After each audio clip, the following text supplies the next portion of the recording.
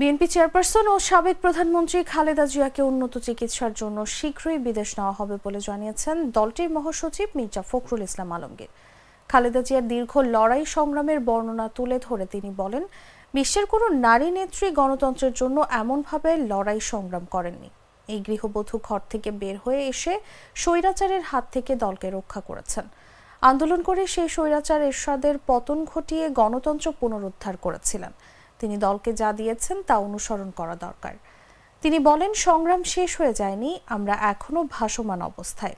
অনেক ষড়যন্ত্র হচ্ছে, ভারতে বসেও তিনি ষড়যন্ত্র করে যাচ্ছেন। আমাদের সতর্ক থাকতে হবে, ঐক্যবদ্ধ থাকতে হবে। নব্য ফ্যাসিস্ট যেন আমাদের ঘাড়ে চেপে বসতে না পারে।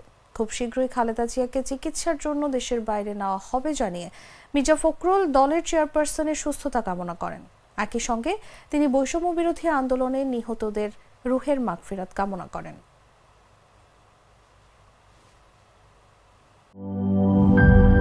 লাল সবুজের দেশে নতুন রঙের বেশে ঘরে বাহিরে সাজানো বলকে রেইনবো রেইনবো রেইনবো পেইন্টস রে সাশ্রয়ী দামে দেয়াল রাঙায় রেইনবো সবার রং সবার ঘরে ঘরে rainbow Rainbow Paints, the color of joy.